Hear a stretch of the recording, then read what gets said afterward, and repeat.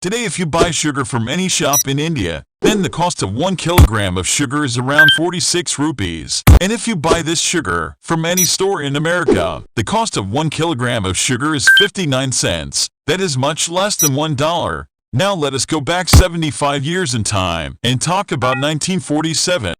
At that time, the price of 1 kilogram of sugar was equal in both India and America. But at present, there is a huge difference between rupee and dollar, and this difference is increasing with time. But what is the reason due to which the Indian currency rupee has not yet become equal to the dollar?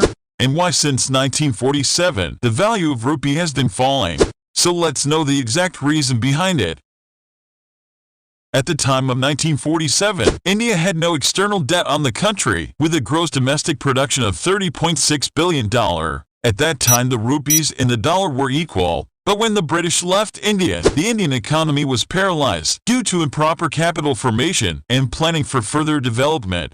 Due to lack of funds in the country, at the time of independence, Prime Minister Nehru copied the 5-year plan model from Russia.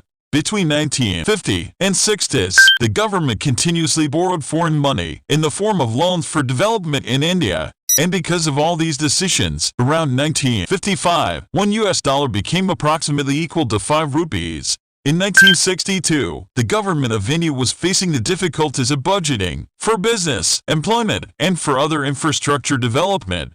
And there were several conditions that prevented the government from taking additional loans from abroad. This was followed by the Indo-China War in 1962, the Indo-Pakistan War in 1965, and the severe drought in 1966. This completely ruined the production capacity and caused an increase in the rate of inflation in the Indian economy.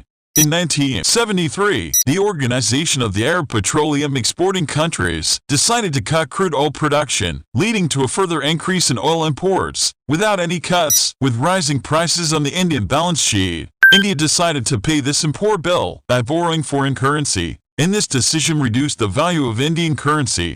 The assassination of Prime Minister Indira Gandhi also undermined the confidence of foreigners to invest their money in the market of the Indian economy. And all these incidents brought $1 equal to 12 rupees in 1985. And in 1990, $1 became equal to 17 rupees and 50 paise. 1991 is considered to be the toughest time for the Indian economy, and it was a time of fear for India to be declared bankrupt by the international community. The fiscal deficit at this time was 7.8%. Interest payments accounted for 39% of total revenue collection. The current account deficit was 3.6% of GDP, and WPI inflation was around 14%. So to deal with all these problems, the government again devalued the Indian currency, and $1 American in the exchange rate reached with equivalent to 24 rupees.